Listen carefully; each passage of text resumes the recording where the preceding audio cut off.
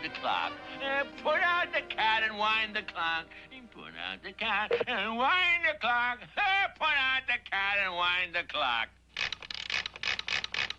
There goes the mainspring. They don't build clocks like they used to. Oh, hello there. Hello, TV audience. Yes, indeed. Tonight's story of Rip Van Winkle has to do with the life of a henpecked husband and his nagging wife. Nag, nag, nag. All the time, nag. So in desperation, Rip left the house and met the boys. Oh, I mean the elves. At the bowling alley up in the mountains. And you know how it is when you're out with the boys. I mean, out with the elves, yeah. Well, you know, one thing led to another. And Rip, that's me. He got so very tired. And he lay down and went to sleep. He was just for 20 long.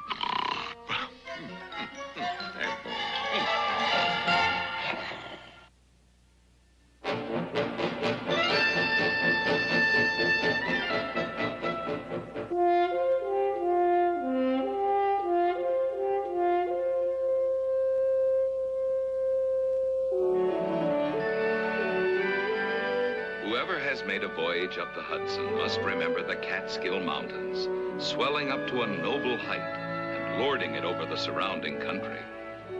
Around the year 1760, when the country was still a province of Great Britain, there lived in this area a man named Rip Van Winkle.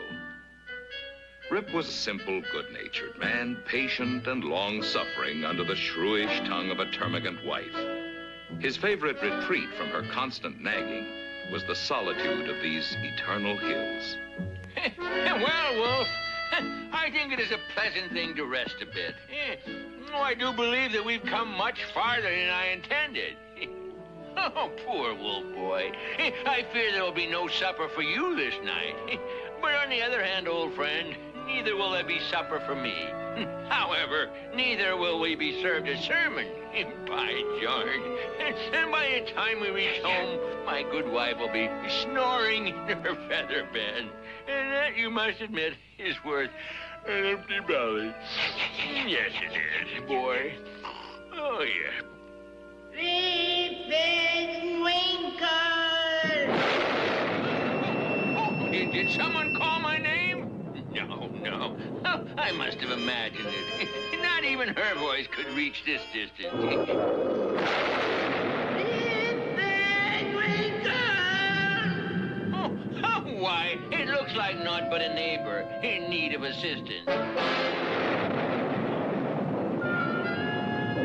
This is not a neighbor. Rip Van Winkle! Forgive me, friend. You are indeed a long way from home. Come now, Wolf. Down, boy. Behave, lad. Never fear, friend. He has little energy to snap at aught but a chop. Yeah. Oh, here there. Yes. Let me give you a hand. Come along, Wolf. Come along. As they clambered up a narrow gully, apparently the dry bed of a mountain stream, Rip and his companion labored on in silence. Rip marveled at what could be the object of carrying a keg up this wild mountain. Oh! What place is this?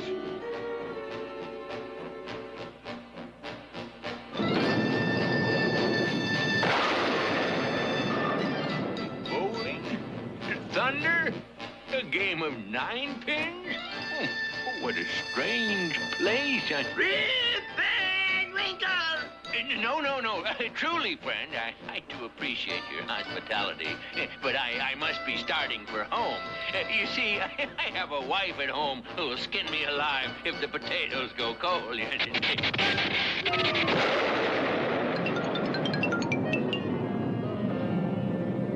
Drink? No, drink, no. Thank you very kindly, but I never indulge, you see. Dame Van Winkle, my wife, she doesn't... Drink! Well, yes, if you insist, I suppose I can't refuse you, but mind you, just a friendly sip.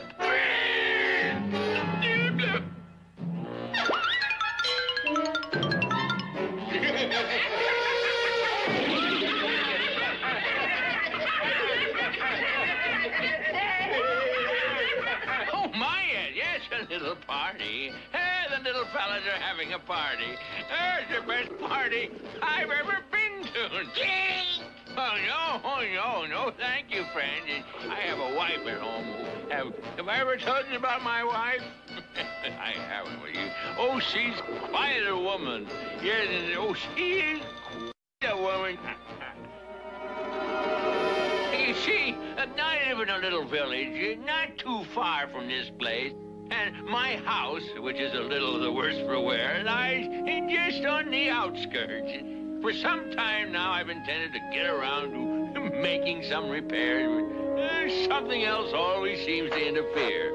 And for some reason, my wife, Dame Van Winkle, she just doesn't seem to understand, she doesn't. Out, Rip Van Winkle, out, I say.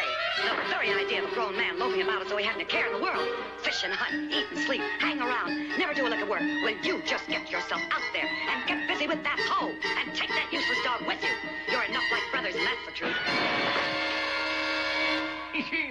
Get busy with it. Just look at that land, will you? It's not that I'm lazy. It's just no use to work this place. Get along out of that corn, cow, before Dame Van Winkle makes hash out of you. Look at it, the most pestilent little piece of ground in the whole country. Nothing ever goes right with it, no matter what I do, and that's the truth. Rip Van Winkle. Now, good morning, neighbor Dunkle. Could you help me, Rip? I can't seem to get very far with this stone. Oh, say, that is a big one. Here. Let me do it, huh?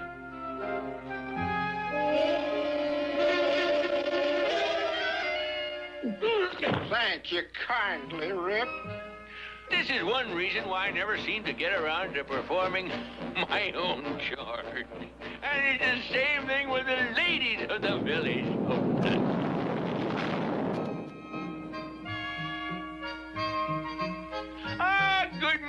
Good morning, ladies. Oh, Rip Van Winkle, would you be so kind as to run an errand for me? Well, now I'd be happy to oblige, Dame Dutcher. Would you match the thread for me, please, dear Rip Van Winkle? No, gladly. Gladly, madam. And would you mind returning this cake tin to Sarah Hendricks for me? Rip Van Winkle! Rip Van Winkle! Where are you? You get to work this very minute. Do you hear me? Rip Van Winkle! You lazy, good-for-nothing loafer. And that goes for your good-for-nothing, ugly hound dog, too. What a pity Dame Van Winkle doesn't appreciate him. She should be ashamed. She should indeed. Well, sometimes in order to escape the clamor of my wife and the labor of the farm, I take my gun in my hand and I stroll away into the woods with my good friend Wolf, with whom I deeply sympathize as a fellow sufferer in persecution. Oh, poor Wolf, thy mistress leads thee a dog's life of it. But never mind, my lad. Whilst I live, thou shalt never want for a friend to stand by thee. Hush, Wolf. We may have meat to bring home to Dame Van Winkle.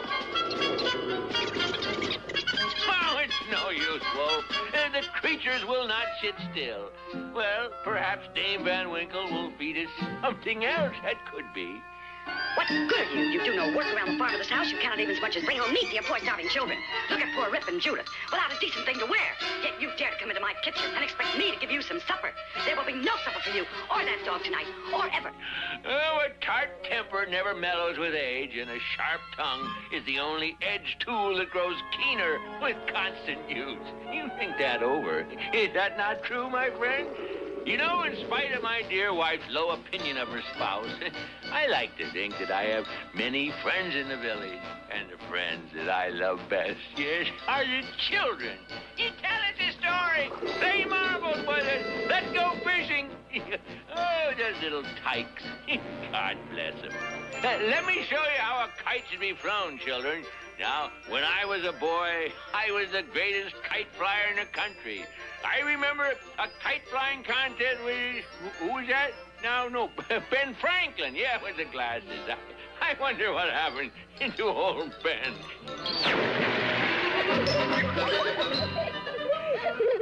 Rip Van Winkle, the very idea of a grown man with responsibilities wasting his time playing with children when he should be working on his dilapidated, rundown farm. Well, there'll be a day of reckoning, Rip Van Winkle. Just you wait and see. And when Dame Van Winkle's sharp tongue becomes, well, almost unbearable, I frequently seek the safety of the King George Inn. It's a little, yes. Here one can enjoy the stimulating conversation of the local sages, philosophers, and other intellectual personages of the village. Do I make myself clear? Well, it's been some time since we've seen a newspaper. And it's only 5 months old. Oh, that's the best yet. Yes, yes, indeed. Shall we have a reading? Yes. Oh, that's a fine idea. Now, let's see. Well, now, if I had my spectacles, I would... Well, since Schoolmaster Van Bommel has his glasses right handy, he might as well do the reading, would you? It was announced today by the office of the Prime Minister that the enactment of the Sugar Act was imminent as a replacement for the Molasses Act. And local authorities have been advised that the ministry has decided to enforce the navigation laws. Tax the colonies directly and use the revenue to maintain an army in America. That's taxation without representation. It seems to me to be a totally inequitable encroachment. That's right. I totally inequitably approach me. Now then, next item. So, there you are, Rip Van Winkle. You lazy, good-for-naught loafer. So this is where you are when you should be home, tending to your chores. I might have known you'd sneak off to be with your lazy loafer friends. Not one of you worth your salt. Oh, but my dear, I was just about to... Don't you dare, my dear me, Rip Van Winkle. My good woman, I do believe that... Your mouth, schoolmaster. And as for you, Nicholas Feather, if you ran a proper establishment, there wouldn't be a place for loafers to loaf. Come along, you. You've wasted all the time you're going to waste with your idle friends. I think we'd better delay this discussion for another time. It's... Rip Van Winkle! Rip Van Winkle! Rip Van Winkle!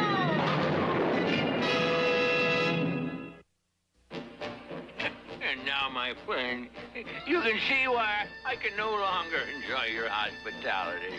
Thank you. Yes. Thank you very much indeed. Serve! Oh, yeah. If you insist, I might as well make a real party of it. It's too late now to worry about Dame Van Winkle. Say, this is a party. I wish we had some corn around. We could have a husking bee. Yeah. Well, there's no corn, honey. Don't worry. We'll have a dance. Let's say a little dance. Oh, that does liven up a party. Dee-dee-dee-bar. And dance around.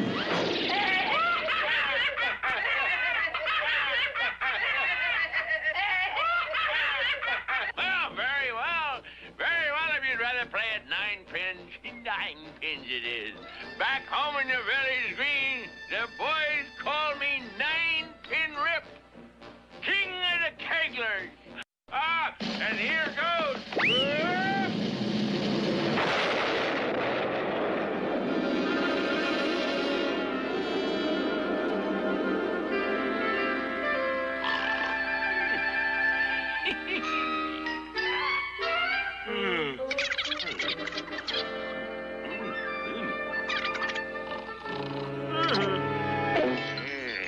Get out of here, you pesky bird. Oh, what's this? Surely a beard can't grow this long overnight. Oh, that wicked flagon. I knew it was the devil's brew the first time I tasted it. Oh, yes. Little men. At a party. And that flagon, that wicked flagon. Oh, my gun. Oh, they've taken my gun and put this relic in its place. These mountain beds do not agree with me. Oh, my head! Oh, my... What excuse will I make to Dame Van Winkle? No, well, I shall have to face her sooner or later. I've done it before. I'll do it here. Now, where's that dog of mine? There's a... Wolf! Here, Wolf! Wolf! Here, Wolf! Come along, lad. Come along. You know, it could be that old wolf is more clever than his master. No doubt I will find him waiting for me at home on your doorstep. As Rip approached the village, he was surprised at the way the countryside was altered. There were houses and farms which he had never seen before, and places that had been his familiar haunts had disappeared. Yeah, that flagging last night has addled my poor old head sadly. Hey, that looks like Farmer Dunkel with a new wagon. Good morning, Farmer Dunkel. Good morning, stranger. Stranger? How could I have mistaken him for Farmer Dunkel? I've never seen him before. Oh, good morning, neighbor. Good morning, old man. Hey, you're new around here, aren't you? I haven't seen your face before. You? I've been working this same farm for 10 years. 10 years? I've passed this place at least 1,000 times, and I've never seen that man at all.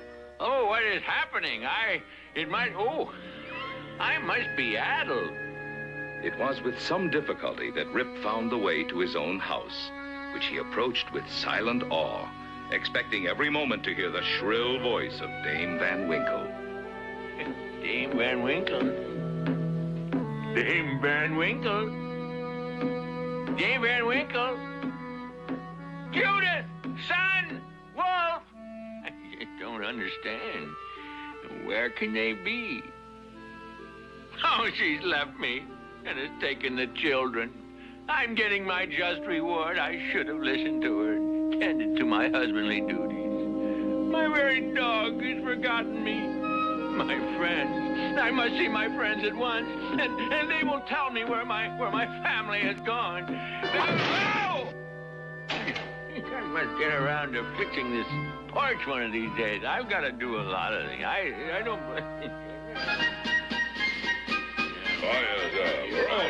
It's your sacred duty as an American to vote.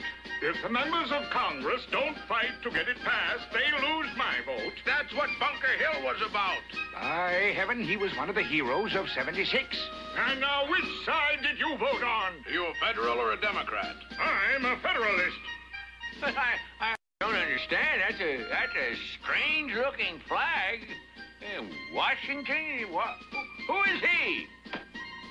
Oh, pardon me, sir. Have you seen Nicholas Vedder or Derek Van Boomer? Never heard of them.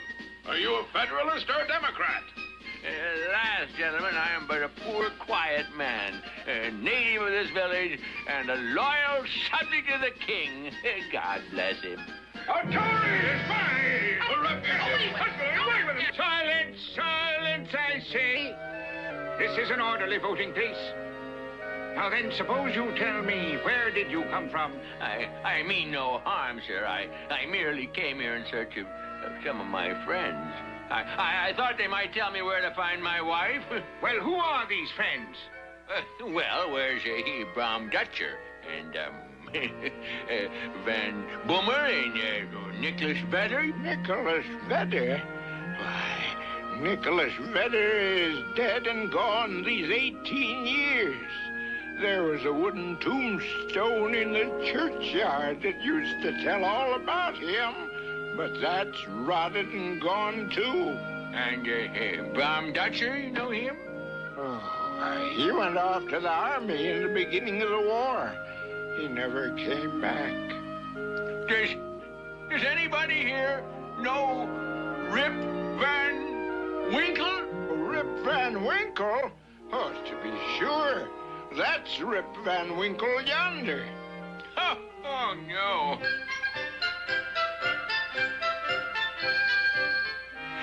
Oh, I am addled. See here, fellow. Just who are you? Well, heaven knows I'm not myself. I'm somebody else. That's me yonder? No, that's somebody else in my shoes. Addled, all right. Well, I was myself last night, but you see, I fell asleep on the mountain, and everything's changed, and I can't tell what's my name or who am I or anything. Please, young lady, you look vaguely familiar. May I ask your name? Judith Gardenier. Judith, and tell me, what was your father's name? Oh, poor man. Rip Van Winkle was his name. But it's 20 years since he went away from home with his gun. His dog came home without him, but whether he shot himself or was carried away by the Indians, nobody can tell. I was then but a little girl. Judith. And tell me, your mother? She's gone too, poor woman. Just a year ago. She broke a blood vessel screaming at a New England peddler. Oh, rest her soul. Hey, Judith, now, I am your father. Young Rip Van Winkle once, old Rip Van Winkle now. Does nobody know poor Rip Van Winkle? Sure enough, it is Rip Van Winkle. My father? Yes, Judith. Welcome home, old neighbor. Oh, Father, poor dear father, where have you been? Well, daughter, it's a long and incredible story. You see, I went up into the mountains. To make a long story short, Rip's daughter took him home to live with her. She had a snug, well-furnished house and a stout, cheery farmer for a husband. Rip, having arrived at that happy age when a man can be idle with impunity, took his place once more on the bench at the inn door and was revered as one of the patriarchs of the village and a chronicler of the old times before the war. And when I woke up, there I was, 20 years later. I didn't know what had happened. All I remembered was those little men and their strange game. There he goes, telling that story again. Well, let him have his fun. He has a good imagination, I'll give him that. I'm not so sure it's made up. I recall my grandfather used to tell of strange little men in the Catskills. Hendrick Hudson, he said, and his men playing at ninepins. Well, it could be. So you see, friend, every time that you hear a clap of thunder... So there you are, you lazy do-nothing loafer, spending your time lollygagging around the inn with your lazy friends while everyone else has to do your work. Now you just march yourself right home and get to your chores before another minute passes. And if I catch you down here again, you'd better watch out. To this day, it is a common wish of all henpecked husbands in the neighborhood, when life hangs heavy on their hands, that they might have a quieting draft out of Rip Van Winkle's flagon.